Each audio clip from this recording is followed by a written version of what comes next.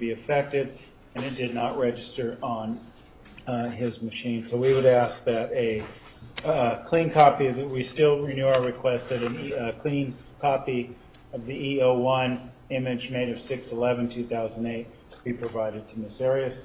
I don't believe that that is what was provided to us, but a non-functioning hard drive. The other issue regarding my question is, again, you don't want it on a hard drive like what's already been provided? You want it in a different format? It's not a matter of format, it's a matter of function. Mr. Neumeister put it into a write blocker so nothing could be changed. He followed proper forensic protocol.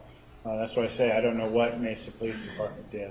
But in following proper forensic protocol, the hard drive did not work nor register. I want a mirror image of the E01 file that was made on June 11, 2008. This is something that should have been provided to Ms. Arias in initial discovery. Rule 15, and I pointed this out in my supplemental motion, Rule 15's disclosure provisions are automatic. And now we're finding out of the gamesmanship that's continued with regarding to what copies we're getting when after they deleted or altered the information on this computer. So I want the purest possible image, which was a copy of the image made on June 11, 2008. It should have been given to us years ago. Well, Exhibit 13 is here. What more does he want us to do? We have the detective. You can plug it in and hook it up. I don't know what Mr. Neumeister is doing. We don't know what he's doing. But given his testimony, and I'll just rest on that, rather than cast aspersions, and I'll let the court decide what it wants to do. We've done it once. What do you want us to do? We'll do what you want us to do. It seems to me we should have the state expert speak with the defense expert and see if they can clarify this. So I'm going to ask that occur as quickly as possible, preferably this afternoon, so we can see if the two experts can clear up the issue. It's Detective Robert Brown of the Mesa Police Department. And do you have a telephone number where Mr. Neumeister can contact him? I will get that right now and turn it over, won't you?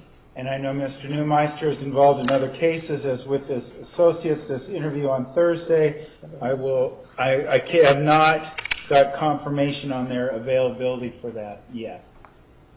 And as far as we're concerned, he gets one interview. If he wants to wait till after they process this image, they won't be testifying till well into the first of the year. So his preference is. I want to talk to those two people this Thursday. If I can finish the interview then, I will. If I can't, I'll let you know. I do want to talk to the two people. I just don't want to name them. All right, but not Mr. Meister, but the two people.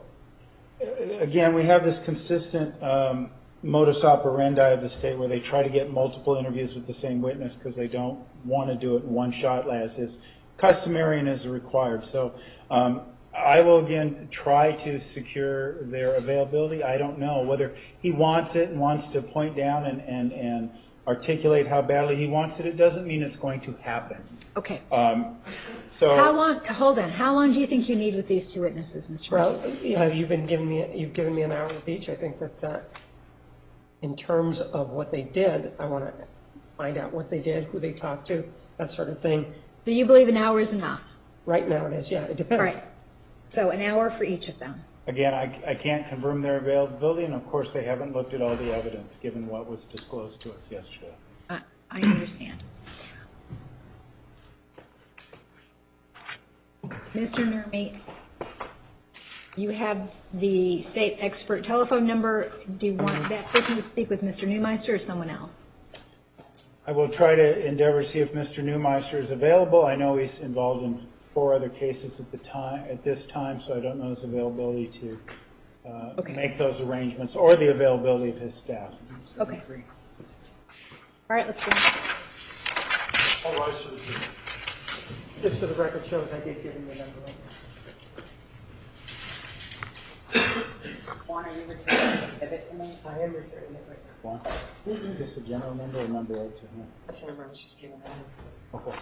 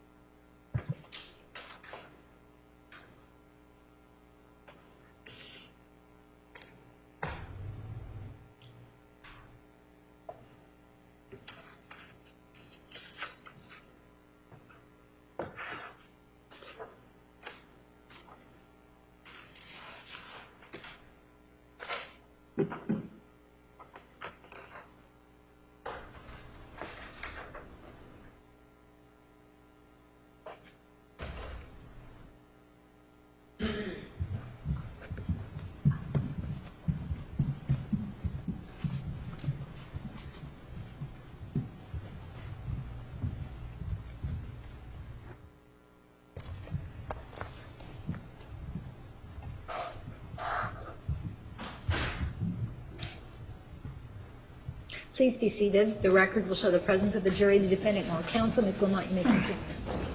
Good afternoon, Dr. Gepner. Good afternoon. So when we broke for lunch, we were talking about this, a cycle of violence, the typical cycles that occur. And so it's going to show you what's the marked as Exhibit 773. This helps to explain what you're talking about when we talk about the cycle of violence. Yes, this was originally developed decades ago when the notion of a bad Objection woman, non-responsive. Sustained. When was this developed?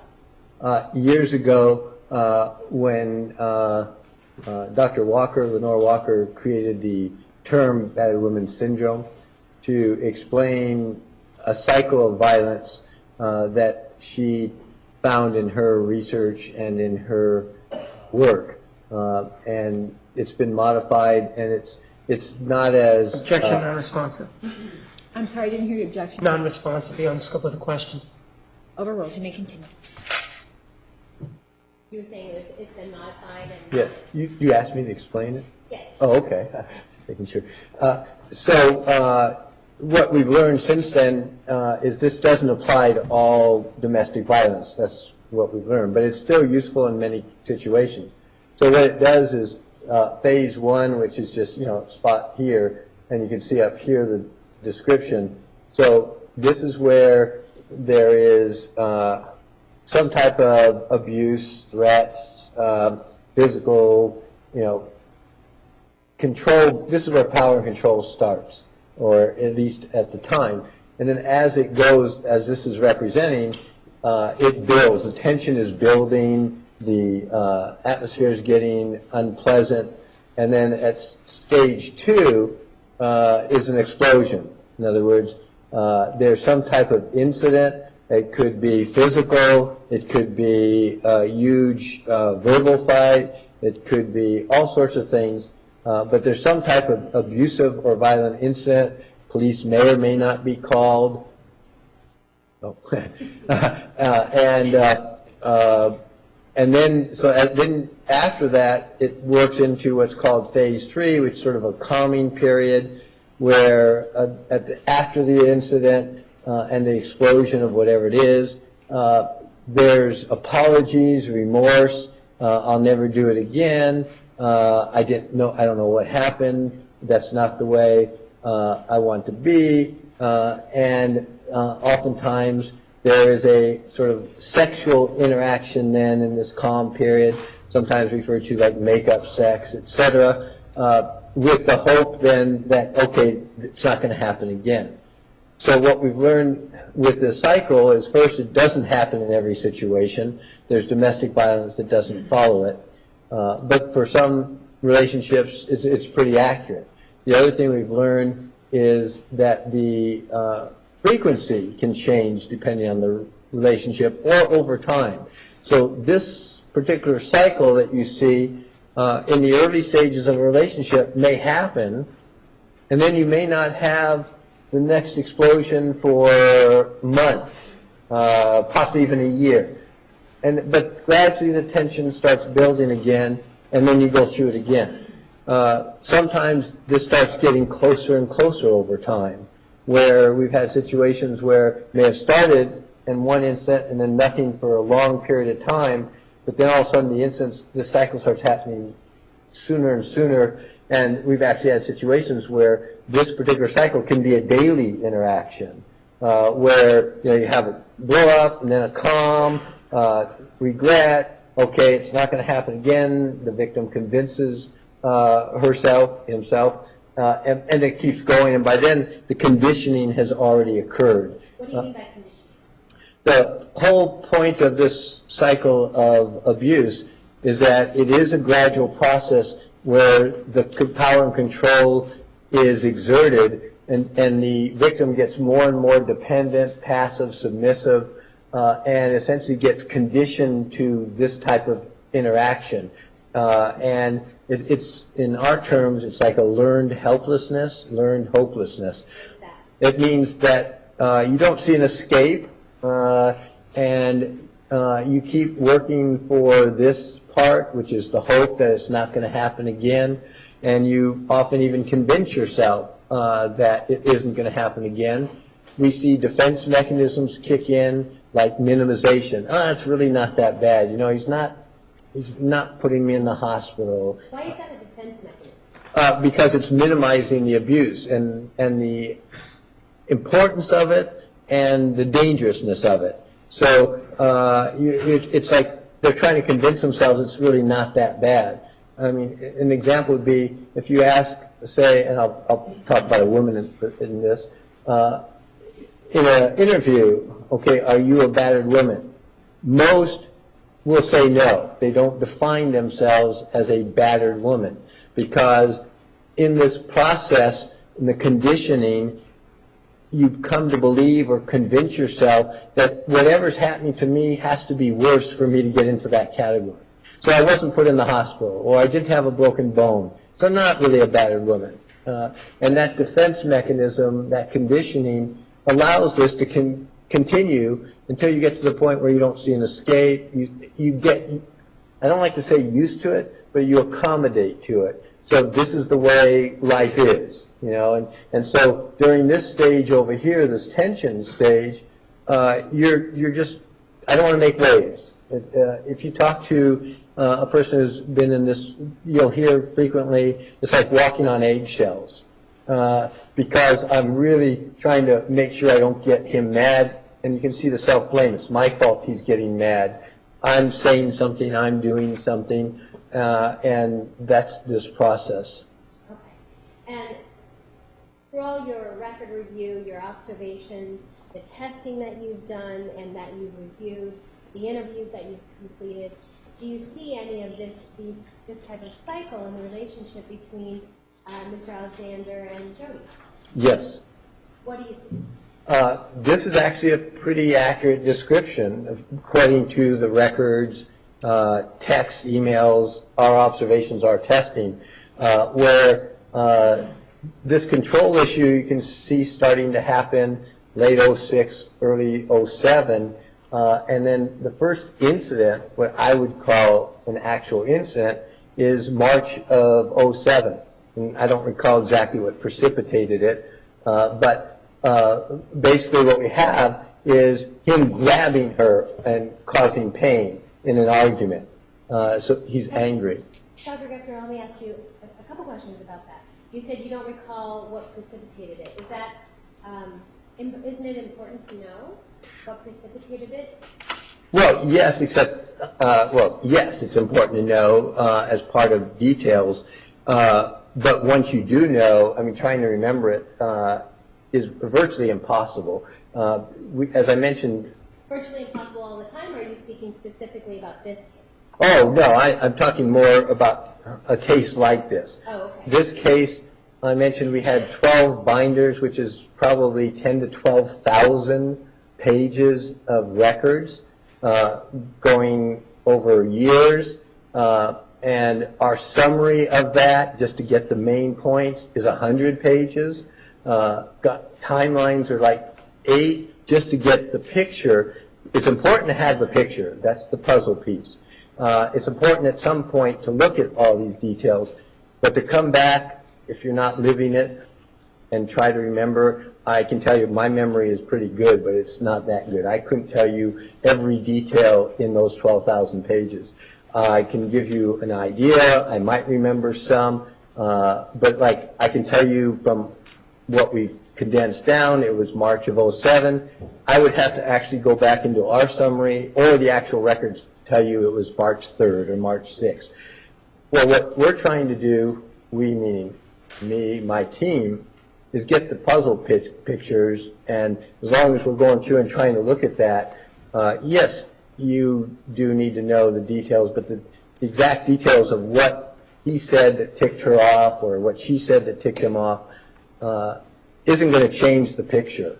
The point of that incident is what happened. Okay, so for your expertise and your knowledge, what is important about that particular incident? Two things. One is that's the first known. Lack of foundation where he got this information, the defendant, generally where? Just one question. You may.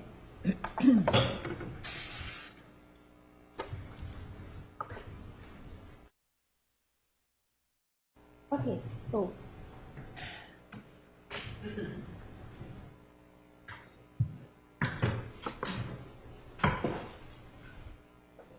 You were telling us that there's two things that are important to you about this incident when Mr. Alexander forcefully grabbed Jodi's wrist. Yes. Okay, what are the two things that are important to you about that, this particular incident? Well, first, as far as I can tell, that's the first physical interaction in their relationship.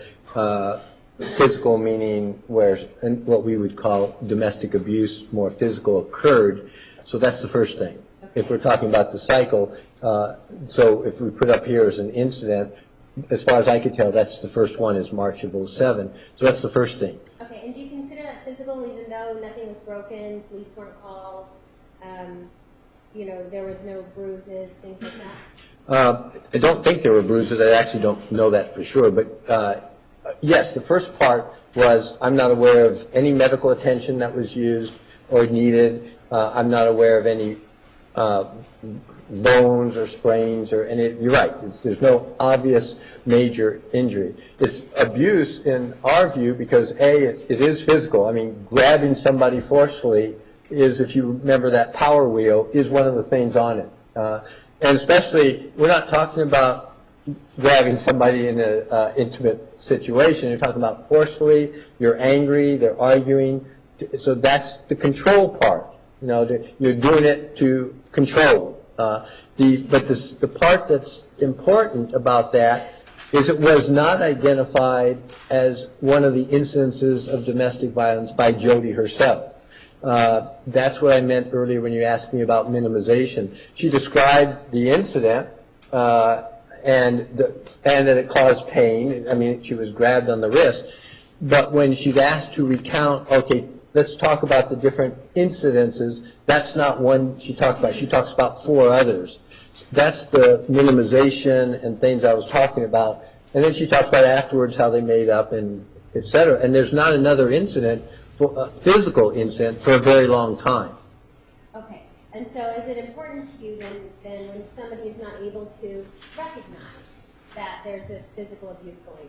Yes. I mean, that's part of what we look at is minimization or denial or things like that. That's when I said conditioning before, it's like we program ourselves or are being programmed to redefine things. So by that time, she's already defining herself as this is not an abusive relationship. This is not okay, grab my wrist. It's like not a big deal. And not seeing the control issues that have been going on and escalating. So we see actually when you go from 06 to there, this gradually escalating. And what is interesting, and again I'm using that sort of academically, nothing here is interesting from a personal standpoint, but is other people can see this. So that means when you look at emails and texts and things and interviews with other people, they already see by January of 07. Section lack of foundation. Which people? Sustained. I was just going to ask you, what are you talking about when you say other people are noticing? Chris and Sky Hughes are emailing back. I can't remember if it was Daryl or Matt, but in one of their interviews, they're talking about seeing, I think it was Daryl, seeing controlling behavior, and she's starting to change for Travis. They're seeing it, she's not. And people are even telling her, people like the Hughes and others, are telling her that, hey, this is not the way it's supposed to be. And I don't think anybody actually said that term, but it's the idea. Okay. So when we have these types of cycles, are there consequences to what this does. You talked a little bit about minimization and to the victim, and you told us a little bit about learned helplessness. So are there typical consequences that you can tell us about? Yes. All right, let's look at slide 774. And these are possible, right? Do you expect to see them all the time? No, these are things that we've seen in the research in working with victims of domestic violence or situations like that. So we talked about the cycle, and I started to mention defense mechanisms. So that starts tying in here. There are three major defense mechanisms that can occur when you have this situation. I mentioned two of them. I didn't mention the third one. Can you explain first, though? I know you talked about defense mechanisms, but defense mechanisms that the person is what are they defending against? Realizing what's the true situation, recognizing either what's happening or the impact of it, etc. Okay. So defense mechanisms, again, are not something, okay, let's see, I'm going to make sure I don't think about this. It's a subconscious process. It's the way we learn to cope with things, especially things that are not pleasant or hard to deal with. So I mentioned denial, where you just, that's not happening. It may happen over there, but that's not happening to me. I mentioned minimization. It's not that bad. Nothing was broken. The third one is rationalization, where you convince yourself sometimes it is your fault. He got mad at me because I said that to him. I should never have said it to him. So all these things are to cover the actual situation or what's happening. And so when you're in this situation, these are some of the things that can develop over time. Learned helplessness, learned powerlessness. I mentioned that, but I don't think I actually gave you an example of what that meant. Explain that for us. Okay, learned helplessness means that you've come to believe that there's no escape, that there's nothing you can do about it, and or it's your fault. And this actually comes out of some research that was done decades ago with dogs, and that's where the term actually originated. Dogs? Yes, because we tend not to want to experiment on humans. So they essentially, and I didn't do the research, so I don't take the blame for it either, but they would put dogs in a cage and shock the dogs. Not dangerous, but shock them, and there's no way they could get out of the cage. And they did this over time at random. And pretty soon what happened is the dogs ended up conditioned that, they're just going to get shocked. And there was nothing they could do about it. They couldn't escape. They couldn't stop it. And so you see a progression of them trying to escape, trying to get out, complaining, barking, and eventually they stop. They just sort of sit there and whimper. At that point is what is called learned helplessness. They've learned there's nothing they can do about the situation. And so at that point, they literally open the cage doors so that the dog can just walk out. But the dog has already learned to be helpless, that there's nothing to do. And at that point, when a shock occurs, they still don't move. And in fact, that's when he coined the term. It's learned, it's conditioned. We've programmed these dogs at this point, and once they get to that point, they don't escape even if they can. And in fact, what we learn from that is the way they do is they have to untrain. They literally, in the research, would pick up the dogs and walk them out of the cage. Put them back in, walk them out, recondition them that they could actually get out to undo this. So one of the consequences we see with all types of family violence, child abuse, domestic violence, etc., is that. What they also learn as part of that is that this is an unpredictable process. It's like, again, I can't control it. It happens. I try to watch out. I try to walk on eggshells, but I don't have control over that, and it's going to happen almost anyway. Because many times the perpetrator, again, and I'm being generic, you could talk about adults, children in child abuse or domestic violence perpetrators, are basically continuing to tell the person, A, it's your fault, and this is the way it is. This is what happens when you do that. It's like they try to normalize it, and they're telling the person that they're crazy. They're putting the person down. You know, it's, you're crazy, you're bad, you're evil, and they start questioning their own sense of reality. They may, if it goes on a long enough time, you can end up with a nervous breakdown, severe depression. You become dependent on that person, just like I mentioned with the dogs. You can create significant emotional instability, psychological problems, and you have cases where it can get so extreme that the person sees as the only way out killing themselves, suicide attempts, or starting to think more and more about it. And when we talk about these potential consequences, do you see any of these types of effects in the relationship based on your review of all the records, your interviews, your observations, everything?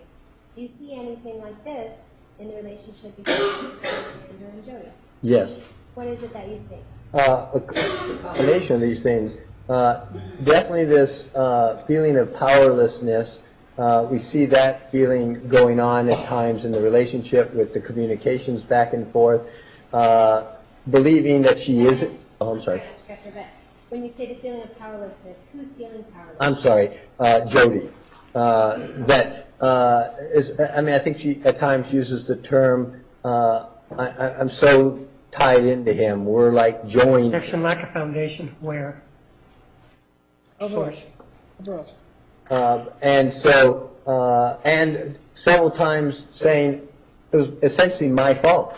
You know, no, I shouldn't have talked to him. Foundation, date and time. Saying, you know, I shouldn't have brought that subject up. Talking about boyfriends, okay, or he's talking about dating, and so, okay, I guess it's okay, and I talk about a guy I met, and then he blows up. Oh, it was my fault. I should have known better. I shouldn't have talked to him about it. So you see all this happening.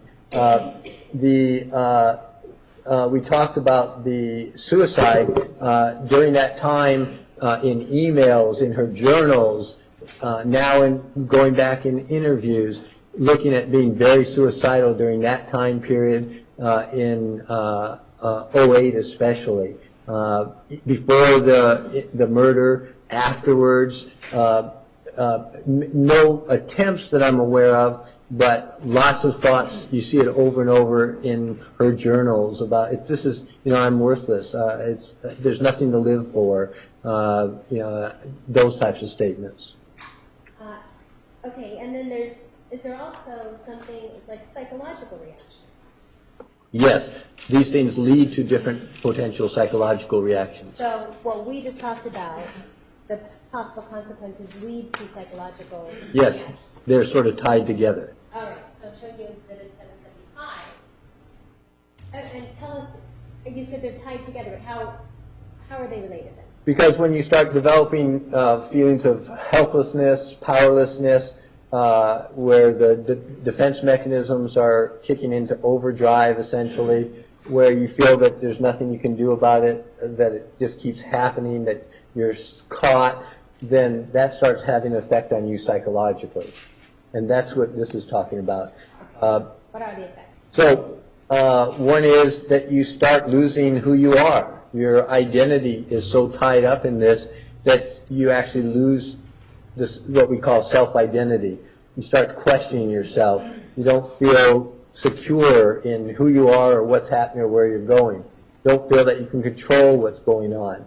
These things then can produce depression that can keep escalating, fears. You can actually get paranoid. You start, again, if you've internalized the guilt, you see guilt getting higher and higher, which goes along with self-blame. It's your fault. You're bad. You're doing these things. That's the shame part. Can the shame happen even if the person isn't telling them all the time that this is your fault? Yes. Once you've internalized this, and you don't have to keep doing it. It's like going back with learned helplessness in the dog. They didn't have to keep doing that. Once they ingrain that idea, then it perpetuates itself. Once the person has internalized the guilt, internalized the shame, depression is really high, it's a negative downward cycle. And self-esteem keeps going lower. That's what you end up, like I showed you before, you start thinking about suicide. If nothing changes, then we actually see suicide attempts. Okay. And we talked some about the physical aspects of abuse, and you've told us in the power and control wheel that it doesn't have to be physical, that there can be just emotional abuse. Is that right? Yes. I'm showing you sit at 776. And you know what, before we do that, I guess I wanted to ask you about the psychological reactions. Let's look at 775. The psychological reactions, what do you see with your review of everything in this particular case? Do you see any of these reactions with Ms. Arias? Can you just go whichever direction? Okay, there. Virtually everything except the last one. So, in fact, you saw it in the testing. In other words, we had some tests that indicated impaired self-reference, low self-esteem, low or non-existent self-concept. Those things, looking at testing, is one way. But you also can get it from interviews and from the records. Loss of power and control we see throughout the history. Depression was every test that anybody has given her, at least back to 2010, shows that as a key issue, depression, anxiety, leading to very severe bouts to this day. Fears, what will happen if I leave him? Can I leave him? Guilt. Do fears and guilt have also worry about what will happen to him? Yes. Now, remember, all this is coming out of power and control. If you go back to that power and control wheel, remember we talked about different ways. Well, one of the things was the partner threatening to leave you high and dry, or suicide. So partner saying it's your fault. If you leave, I'm going to commit suicide. I'm going to go get a gun and shoot myself. Well, then you're back to guilt, self-blame, shame. Those things all kick in. No, don't do that. I'm not going to leave. We'll get together again. We'll make it right.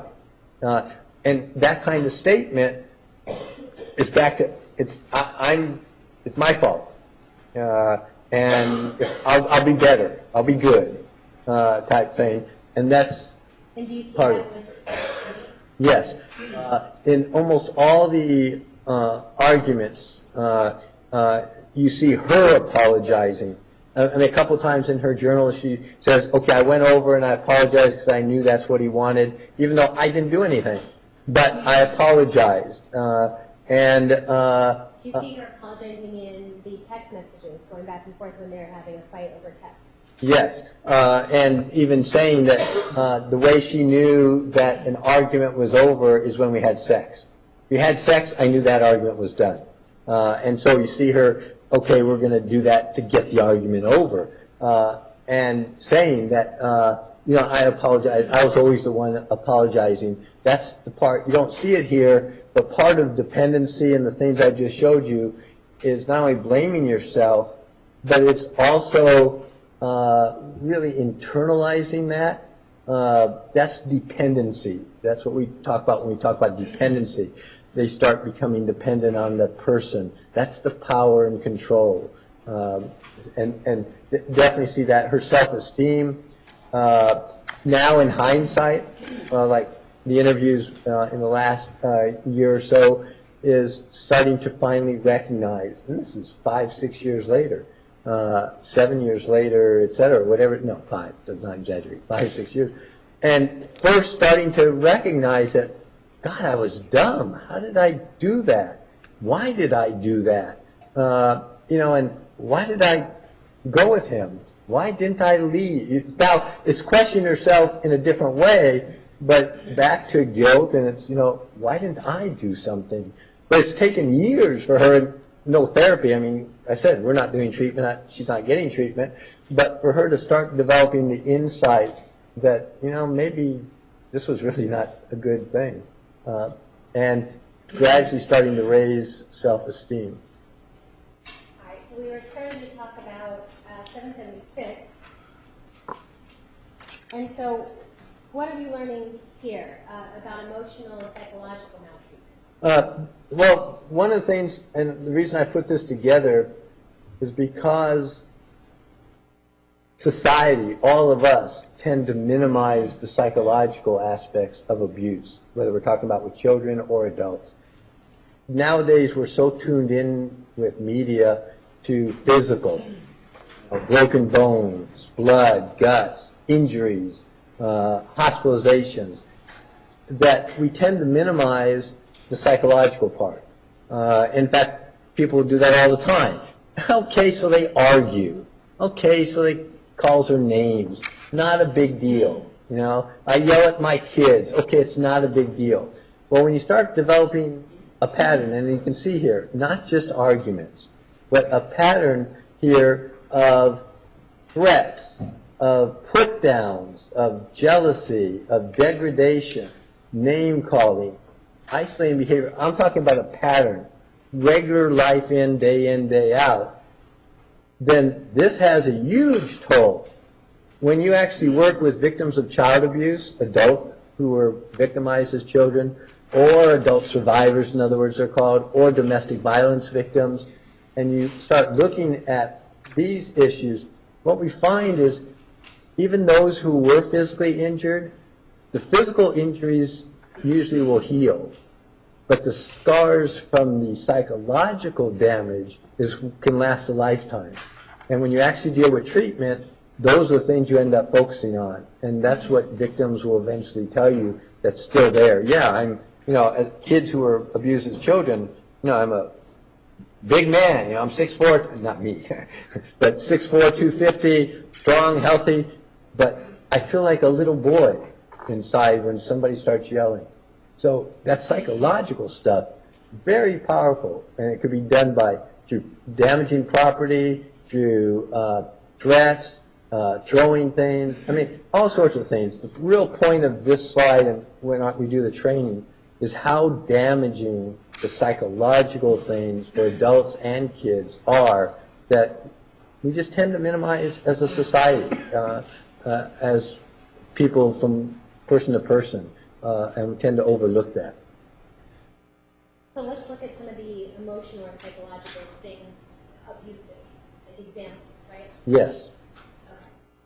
So these are, again, examples we put together. You can see this is actually from a treatment manual that we wrote over a decade For the ago. record, we're looking at Exhibit 777. Oh, I'm sorry. Okay. Oh, okay. So these are, and again, I need to clarify, none of these slides were created for this case. These are things I've been using for years when I train judges, attorneys, mental health professionals. These are things we've known about. They're useful now to try to explain what's going on in this case, but none of these were created. So this one was created way back, well over a decade ago. And so you can see these are examples that we use when we're working with mental health professionals and others for treatment, is the different ways that psychological or emotional abuse can occur in relationships for people to pay attention to. So it could be, jokes. Now, okay, so you tell a joke that's off color. Not a big deal. But continually joking about your faults, doing it in front of other people, that's what we mean by degrading them. Yelling repeatedly over and over, repeated insults, some very targeted. You're the worst person in bed I've ever met. You don't know, well, I won't give more examples, but the idea is Like focused insults about the person themselves. You're too fat. You're too skinny. Your body is like a, old lady. It doesn't make a difference. But then the person, it starts attacking their self-esteem, their as it happens over and over. We've seen some very attractive, well-built men and women who come into treatment feeling that they got the worst body image there and do all sorts of things to change it. Humiliation, private, meaning just there, but public. That's really profound. In other words, doing it in front of other people, embarrassing, shame, all those things kicking in. Here, you're talking about labels, crazy, bitch, whore, animal, you can slut, but not a one time in an argument, but a daily or repeated cycle of that. I'm sorry to interrupt you. Does it have to be daily in order for it to be a cycle? Or No, and remember, it's until it gets ingrained. So you can go, and I don't mean anybody, you personally, but the situation can be where it starts out in a joke. You act like a whore, and not having any effect. And then sometime later on, it gets a little bit more serious. You really are a slut. And then it starts to become then a little bit more regular, or different things that are still getting the message across that there's something wrong with you. And it doesn't make any difference what it is. Whatever hits that person, and it could be as a parent, as a coworker, as a lover, as a boyfriend, as a girlfriend. So it's going after weaknesses. And the lay terms is like pushing their buttons, figuring out, we all have our sensitivities, figuring out what that person is, and if it could be body image or weight or whatever, but then going after it repeatedly. And then demanding attention, I need to be the center of your life. Sometimes you see telling about affairs or knowing about it as a way to keep you in your place. I'll just go find somebody else. All these people want me. You're lucky to have me. That type of thing. And then again, children is then that can be used there too. And the impression is, you really need me. If it wasn't for me, nobody would want you. You wouldn't be able to even hold down a job. You couldn't get a man or a woman or whatever. You should be thankful that I'm around. That's the notion. In other words, you're not tuning into this person at all. It's really all about you, whoever you is. So these are all types of things that come out or can come out in relationships. And through all your review of the records and your observations and the interviews, do you see any of these things in the relationship between Mr. Alexander and Jodi? Yes. What kinds of things do you see?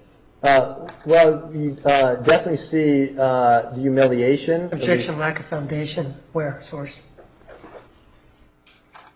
Sustained. Yes.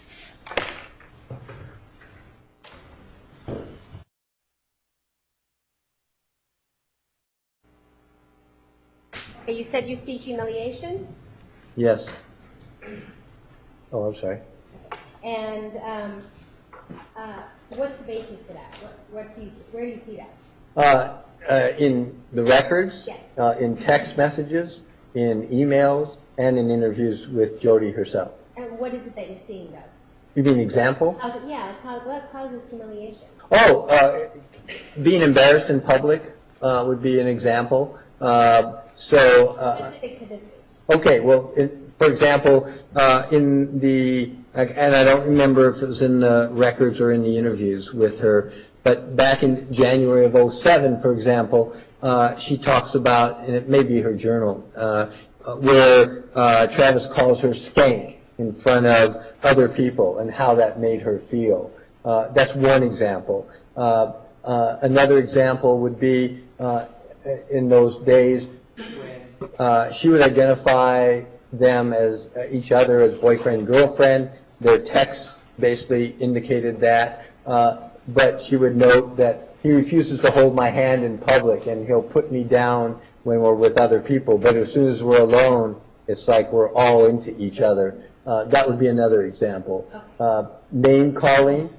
There are examples throughout the records from, I would say, probably around March of 2007 until May of 2008, where at times he's calling her names, sometimes, quote, jokingly, other times when he gets mad or in text, you bitch, you whore, you slut, and just laying into her. You know, it's, there's other examples.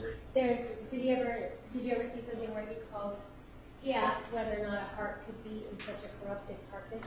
Yes, that was one of the ones that I read. And did you read where he said that she's pure evil? Yes. And are those specific when you were telling us before about name calling that gets specific to the person, that cuts them to the core? Yes, I mean, in two ways. Remember I said pushing buttons. Well, one of, or two of the buttons that Jodi had, and still dealing with, but trying to establish an identity, and so she gets involved with the Mormon religion to try to, you know, become a, quote, a good person, and following their rules.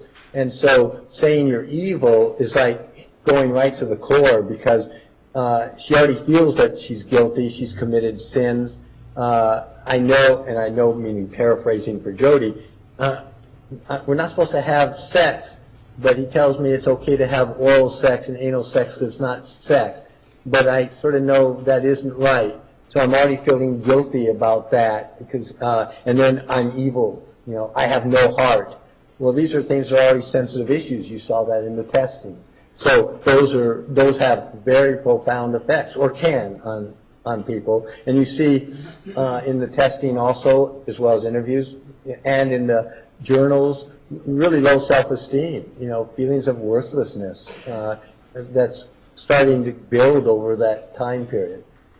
Do you see anything else with emotional, psychological abuse, the examples? Do you see anything else in their relationship? Well, this whole thing with affairs, Jodi, according to the records and emails and the interviews, is a relatively monogamous person. I mean, that word even shows up at times in emails, and has a history of that. In other words, not somebody who just has 4 guys at the same time. In fact, so much so that before she actually gets seriously involved with somebody else, she'll break it off with whoever the other person was. So we had that history with Daryl. When she realized she wanted to maybe go further with Travis back in '06, she actually broke off the relationship with Daryl. And then she's telling Travis during this time, you know, hey, I want us to be monogamous. I'm not really seeing anybody else. You're the only one. And believes for a while that it's the same for him, because he's saying that. And then discovers, and then continues to discover, that that's not even close. I mean, that he's constantly having contact and different kind of relationships with numerous women, young women, all through this.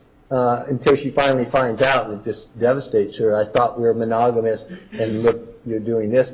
And his emails and texts, as we started looking at those, some of those days, it's like he's texting back and forth 4 or 5 women. Back Foundation, the dates, those days. Sustained. May I have a moment, Judge? Yes.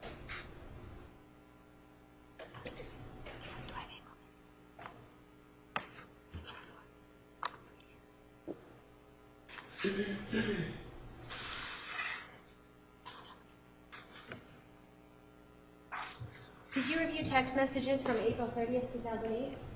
Yes. And on April 30th, 2008, these text messages were not just between Mr. Alexander and Ms. Arias, right? It's objection, not objection, but he's looking at something, if we could have that marked as he answers the questions, if we could just have it marked. Yes. Are you looking at these to answer my questions about the text messages?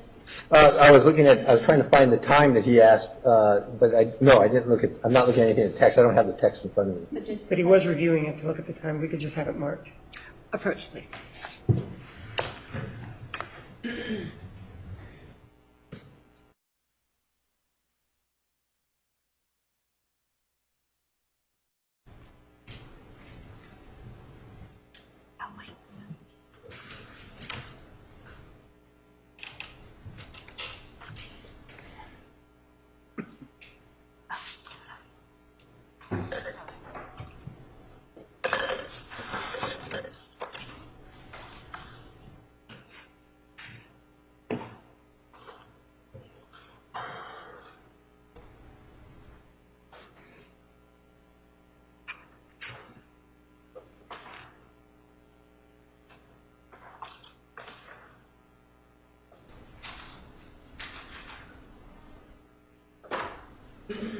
Okay, Dr. Yecker, I was talking to you about text messages, right? Yes. And do you remember reviewing text messages from April 30th, 2008? Yes. And are these text messages between Mr. Alexander and other women? Yes. And when you were telling us, you started to tell us about on a particular day, he was text messaging different women within a matter of, what, 10 minutes? Yes, but I mean, I think I looked at the part that struck me was about a half hour and how many different texts with how many different women and what he was saying to them all within 1/2 hour. Okay. And those types of text messages, you did what he was saying, generally speaking, what kind of conversations was he having with these different women? For lack of better words, sexual. In other words, asking them, telling them something about how they were or how the interaction with them was, or he wants them to come over, or come over now, I'm getting horny. And you're reading where he's talking to some woman, and then a minute later not saying almost the same thing to another woman, and then back to the first, then another one. So it's like 3 or 4 different women in that half hour talking about sexually getting together. I want you to have, when are we going to make babies? Things like that. I mean, very overt. Very overt. And so, is that important to you does that somehow affect the relationship between Mr. Alexander and Jodi? Yes. How does that have anything to do with it? Well, you're talking about self-esteem, and you think you're in a monogamous relationship where the person cares about you and has the same feelings you do, and then you find out, no, you're basically another one of... Foundation. No indication in April. If you want, we can approach. Yes, approach.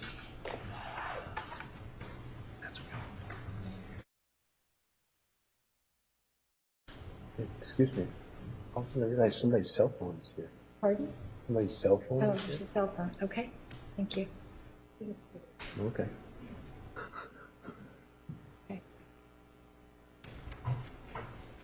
Dr. Guthrie, if Ms. Arias is not aware of these multiple text messages that Mr. Alexander is doing with other women, if she's not aware of this in April of 2008, is this still important to you?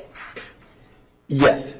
Why is it important to you? Because it's still happening, and it's because she may not be aware. I'm not aware that. Well, that sounded bad.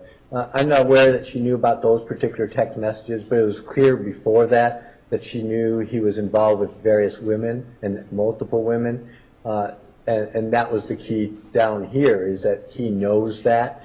I'm sorry, she knows that. She's beginning and talks about being a sex object. So if we're looking for corroboration or trying to, these other texts then are important for us to know what's going on in the relationship, and does that tend to support the notion that this is a controlling, abusive situation with somebody who is indeed possibly treating women as sex objects. Objection relevance, it's just smearing the victim. Objection, Judge. May we approach? I'm sustaining the objection.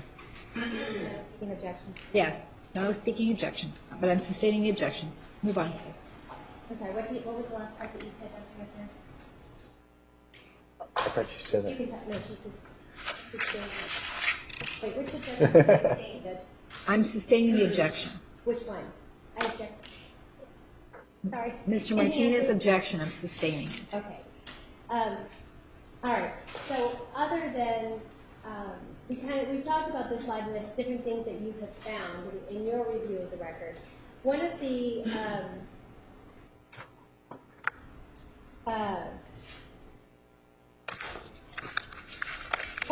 that you have dealt with in your career is the effect of domestic abuse, family violence on children, right? You've talked a little bit about that? Yes.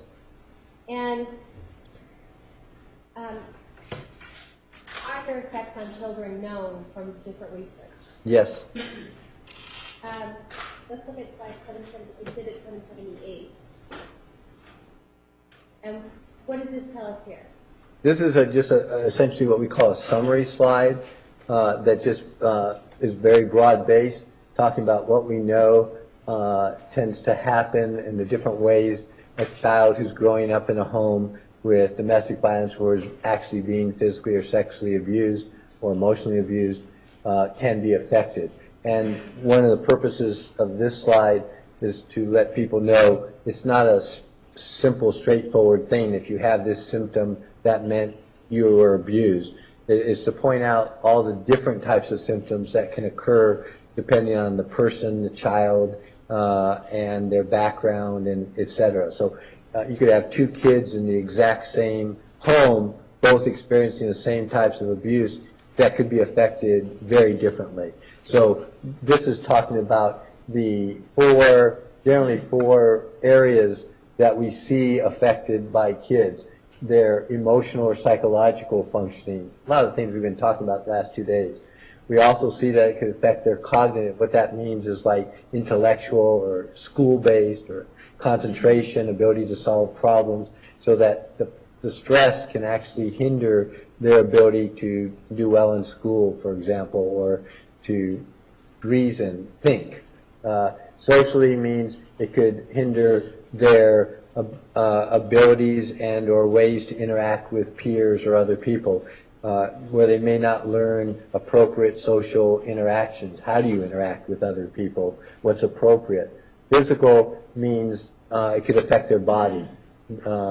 Physical could be headaches, stomach aches from tension, from stress, all sorts of different manifestations that can occur in the body based on repeated or chronic stress. And then how they deal with it can be one of two ways, generally. They can internalize it, means they start feeling guilty, blaming themselves, which could lead to depression and a lot of emotional inside problems, could eventually lead to feeling suicidal, that sense of helplessness, hopelessness. Or you can see people externalizing. Externalizing means you act out. You could become a very angry, hostile person. So the little tiniest thing can set you off and you start attacking somebody. You could talk about juvenile delinquency or drug use or brawls or things like that. There's somebody who is acting out the anger and the symptoms. So this is an overall effect slide, and then there's lots of slides that break it down, but it's to give a picture of how many different things can occur when you're in this type of environment as a child, and how pervasive it can be.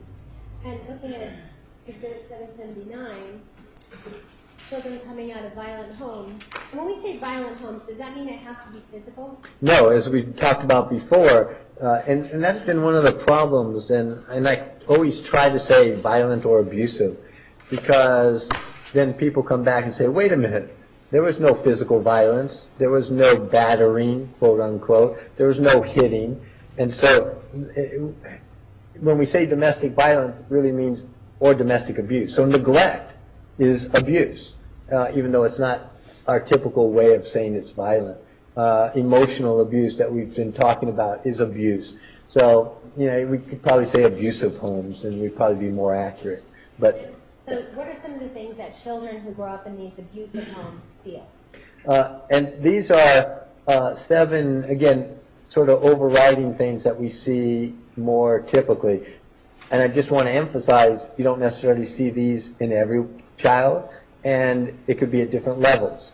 But just like we were talking about with defense mechanisms, et cetera, you see sense of powerlessness. And it's really interesting to talk to adults who grew up in these homes, because now, let's say I'm dealing with a male who's 6 foot tall and says, why didn't I stop my father from hitting my mother? Why didn't I just stop it? And they're picturing themselves as 6 feet tall. That's what they are. But we have to work with them. You're 5 and you're this tall. What could you have done? But at the time, that's the powerlessness. They really can't do anything. They're lucky if they keep themselves safe. Confused because I don't know what's going on. Is this what a normal family does? Is this what a parent does? Is this what love is? It's like, he's beating me. Is this what happens to all my friends? I mean, that starts getting very confusing. You start mixing up love, attention, approval, and abuse, because it all gets wrapped up, especially with child abuse.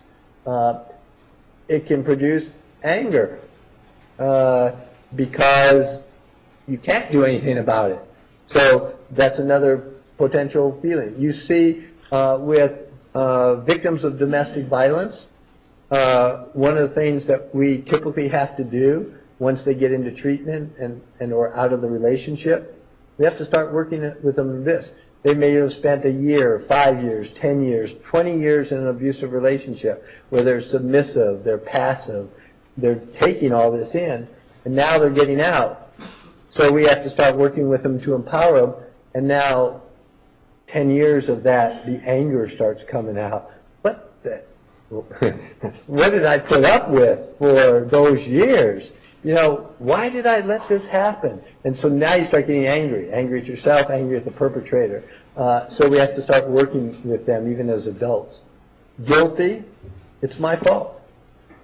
And a perpetrator will say that. You know, you didn't do your chores. You're forcing me to spank you or to hit you as a child, for example.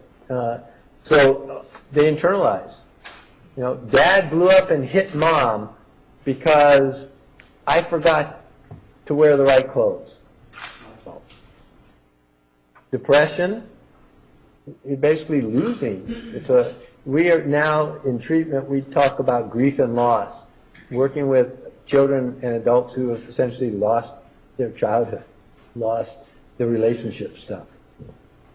Fears, literally, somebody can get seriously hurt, killed. Separation, loss of attachment, loss of a love support person. So you develop fears. Alone. When you talk to kids who grow up in these homes, they get the sense that this is only happening to me, so that's why they don't talk about it. Because, you know, it's not happening to everybody. And that's why we use support groups for kids, adolescents, and adults to show them, whoa, Charlie over here, it's happened to him. Susie over here, happened to her. So you're not alone. And what you're feeling is not unusual. It's not abnormal. This is what happens in these situations. And have there been studies to show about the effects on children's brains coming out of abuse? Yes. And what have those studies shown? We're looking at 781. This is a relatively new study. We've known for now, actually going back into the late 90s, and much of what I've talked about yesterday and today is what we would call psychological or social effects of what's happening to adults and children. But we have now started learning more and more about what we call the biological or neurological or neuropsychological effects. That this is not just a psychological reaction, it's not just a social reaction, it could actually be a neuropsychological reaction, meaning affecting the brain. So when I can do a whole training just on what happens in the brain in my role as a neuropsychologist. And so train others from that. And this is just one example of a slide of a study because we talked about the psychological issues of being in a home that's very abusive. This was a study actually in England that was published, well now it's actually was published a few years ago. I didn't see it and it didn't get to the United States until about a year and a half ago. But they actually took kids, I can't remember how many, 20, 23 kids, who grew up in very abusive homes. These were not necessarily kids who had been physically or sexually abused, but domestic violence, neglect, psychological abuse, things like that. And they ran functional MRIs. These are scans of the brain. I won't bore you with what they are or whatever, but basically it produces a scan in the brain to show how the brain is functioning. And they compared them to soldiers who were coming back from the Mideast who had been in combat. Not physically injured, but combat, in other words, combat PTSD. And so they were actually comparing this functional MRIs to a group of about 20, 23, 25 people who had come back from combat. And a couple of very interesting findings. First, statistically, if you forget about the age of kids versus adults, and you look at their brains, they could not distinguish statistically the brains of the kids who are exposed to domestic violence and abuse compared to combat vets. They were both showing the same type of chronic stress reaction in the brain. That was the first thing. And both were significantly different from a general population. The second thing that they found is where it was having the most impact. And you don't have to know or remember this, but these are areas of the brain, the insula region, the amygdala, and if you actually look inside the brain, this is the area sort of between your ears inside. And that, what they found is those specific areas of the brain were being most impacted by both the combat vets and the kids exposed to domestic violence. And those areas of the brain essentially influence or control emotional functioning, memories, mood, impulsivity, things like that. So what this has meant, and what some of us have been doing for quite some time, is we now talk about a biopsychosocial effect of interpersonal violence. It's not just affecting us one way. It can affect us in all these ways, and it could last a very long time. All right, and does that tell us then how dire some of the effects can be for a child who grows up in an abusive home? Yes, and especially if there's no intervention. And by intervention, that means two things: removing them from the environment or treatment. So one of the things we don't know, and what current research is trying to look at, is reversing these effects. So we do know that therapy can reduce and change the biochemistry in the brain. You can teach people how to de-stress and relax and not be so depressed and anxious. You can teach them new ways of behaving, which is what we do. But we don't know exactly. We know the brain can change biochemically, but we don't know exactly what happens if you take these same people and you put them in a really good long-term treatment program. That research is going on now. All right. So generally speaking, when you have little kids growing up in these abusive homes, generally speaking, if a little girl is growing up in an abusive home, is there a typical way does that girl typically, if she becomes involved in a domestically abusive relationship as an adult, is she typically the victim or the aggressor? Okay, and so now we're talking about research, and we're now talking about probabilities. So I need research on this subject. Right. Okay. And so I want to clarify first so that nobody gets the wrong impression.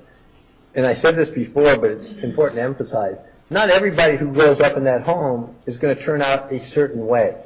That's the resilience, that's the other thing. So it doesn't mean that if you were abused as a child, you're going to be abused as an adult, or that you're going to be abusive as an adult. It doesn't work like that. But if we're going by the odds, which is probability, it is much more likely than not that if a child did grow up in a home, and in your example, a young girl in that environment, then the odds are they're at much greater risk with no intervention to be victimized throughout their lifespan. That means they're at greater risk for date rape, they're at greater risk for sexual or physical assaults in young adulthood and in further adulthood, again, assuming no intervention. Again, I need to emphasize, that doesn't mean that they all will be. And so if you also talk about a boy, a little boy who grows up from an abusive home, the odds are stronger that they will end up being abusive as an adult. They could become a bully. They're acting out the power and control they've experienced. In Freudian terms, and I'm basically not Freudian, but a few things I think he got right. And one is identification with the aggressor. In other words, they accept that power, and that's the way you resolve conflicts, is through power and control. So they learn that. So it's not like you're born with it. It's a learn. But again, we've worked with abusers who grew up in healthy homes. We've worked with abuse victims who grew up in healthy homes. Well, I said you don't want to have a one-to-one relationship, but the odds increase that's more of a predictive factor. And what about, can the opposite be true? What if a little girl grows up in an abusive home? Can that little girl turn out to be the aggressor? Yes, the percentages are not as high. It's a bigger proportion, like 5 to 1. But yes, they can. Okay, so they can, but what do you mean about percentages? In other words, odds. So it's about a ratio of 5 to 1 that's much more likely that a boy than a girl. In fact, the relationship between male aggressors as the primary aggressors to female is more in that line of 3 to 4 to 1. Okay, so statistically speaking, Yes. then, a little girl coming out of an abusive home, statistically, if that little girl is going to then grow up to become in an abusive relationship, statistically it's more likely that she would be the victim. Is that what you mean? Yes. Again, there's so many caveats, one of which is there's no intervention. Right. The longer the abuse has occurred and the more ingrained those psychological reactions occur, the higher the odds. Okay. All right. In your review of this case and all the records and everything, did you look at or learn about Miss Arias's childhood? Yes. And let's start talking about that. Okay. We've learned a lot now about domestic violence. Let's start talking about specifically about Jodi's childhood. Is it important for you in your review of the records then to also speak to Jodi about anything? Yes. I mean, you want her perceptions. Doing a forensic evaluation, you don't take anything at face value, but you want to know. So you want her perceptions, you want as many other people's perceptions, you want to look at the records. Again, you're putting together the puzzle. So her background, her perceptions, her statements are important. All right. And what about other people? Did you talk to anyone else besides Jodi when it comes to her childhood, her background? Yes, we did. And is that... Section, he was asked if he spoke to anybody and non-responsive. Sustained. You said, yes, we did. So did you and your team or members of your team, other doctors, speak to people close to Miss Arias when she was a child? Yes. And all of that was in an effort to gain information? Yes. Whether you spoke to the person or whether another doctor on your team spoke to the person, do you ultimately have the information? Yes. And did you ultimately use that information to then help you in putting this puzzle together? Yes. Did, in speaking with Jodi in the times, you said, how many times did you visit her? 3. And in those 3 times, did you have your team, the other doctors with you? Yes, 2 of them were. Yes, 2 of them were. Okay. And when you interview her, is there a process about interviewing her? Or is You mean as a standard procedure? it a standard procedure, or do you just go by what you need to know? Well, it's a combination. Some of it is structured, so there's some basic information we want to know about, what we call family of origin, who she grew up with, our parents together, were they together then, how many siblings. So yeah, there's some standard information we get, and then there's also unstructured depending on the referral questions and or the issues that we're dealing with. Okay. And why do you have to go back? You said there was three interviews. Why do you have to go more than once? The first time was the first time I met her. First time we had dealt with her directly or any of the other information. And as I mentioned before, we were just dealing strictly originally with what testing other people had done, and that's all we had. Didn't have testimony, didn't have anything, and wasn't our role. So now in actually looking at putting the picture together, which is what we were asked, then you do need to interview her. So the first time was to not only interview her, but do what you saw yesterday. Get an updated history. We want to find out about her psychological function. We administered a battery of tests that had not been administered before. So we had not only our own information, but we had things over time. So the first time was really to meet her, get some basic information, and do quite a bit of testing. Okay. And then the second time, when you follow up, what was the purpose of that? It was to do follow-up testing on areas that we had identified and to get more information. It was, I believe, about 2 months, something like that, 2.5 months later. So that was essentially planned. So we just more interviews, more specific information based on the assessment results, and as we started reading more of the records, trying to get, again, the picture. Okay. And what about the third time?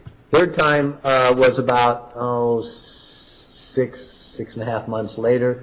No additional testing. It was to get follow-up information, what has been going on since the last time, any differences in perceptions, any different information, to, again, try to get a handle, and also to see what reactions there were, how was she dealing with the situation, as we talked about particular instances, had she changed her perceptions or views, things like that. Okay. And generally speaking, when you're interviewing patients or clients or however you refer to them, does it matter to you, or do you have to pay attention to the reporting history? Are they good at reporting their past to you? Yeah, we're looking at a few different things. The information itself, our terms are reliable historian. Do they appear to be giving you reliable information? Do they seem to have a good handle on it? Do they seem to have pretty good memory of information? So that's the first thing. Okay. Second thing is that information and perceptions consistent with the testing, which they won't know about. The third is that information, perceptions consistent with records and what other people say. In other terms, it's like corroboration. We're trying to look at issues of, what's the most accurate picture there. And then the fourth part is nonverbal. In other words, the way they sit and react, and I don't mean Freudian, but in general, how do they communicate? Are they able to interact? Do they make eye connection? Are they really fidgety and moving around, or are they calm? Does what they tell you match what their expression and what we call affect is? Their emotional. Does it match? Is it consistent? Those are all going into the equation. And so when you're speaking to somebody, then when you're speaking to them and then giving them testing and then talking to other people and then also looking at their nonverbal, their affect, are you in a position of just having to accept their word for it? No, there's, again, two different roles. We're talking about forensic role now. That means we're doing this for a court case. Our job is not to treat. Our job is not to be an advocate. We're not literally taking sides, even though we're technically hired by one side or the other. But our job is information. It's finding out the best educated judge or jury. So we are trying to figure out what's going on, and that's important. So the looking at corroboration is, what seems the most accurate, consistent information as we put the picture together. We don't disbelieve and we don't believe. It means we're supposed to be objective and neutral. So if somebody tells me, they were abused, I don't necessarily believe it or don't believe it. It's information that gets noted down to deal with. If they tell me that they, thought about killing themselves, okay, I don't know if they really did. There's no way I can go inside their mind, but it's information that I'm looking to see if it matches other things. So, especially in the early stages, don't necessarily even have an opinion about where this is going to end up. Have no idea. In many cases, it's not until later on that we start reading all the records, so we don't get biased, you know. So, I mean, the first time I met her in July, I really had, other than some information, I mean, I knew she was convicted. I knew the basics because I was involved, but I really didn't have any details about what people had testified to, what she had testified to, other than what she told other evaluators. I didn't know even all the players who had testified. I didn't have all that history. I didn't know about all the sexual interactions, only what was reported in the other reports. So I'm coming in, you know, I don't know. I don't know when I meet her. I mean, I saw her in court, but that's all. I don't know if she's going to be hostile. I don't know if she's friendly. I don't know if she makes eye. I don't know basically anything about the interaction. So I'm trying to learn all that at the same time.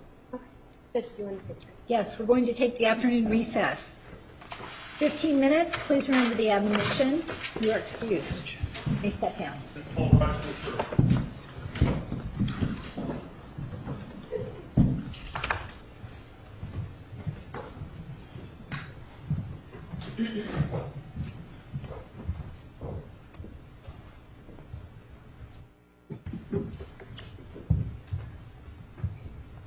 I did 15. I did 15. You did. Does anybody want to play this cell phone? I do. Oh, okay. Oh, I forgot.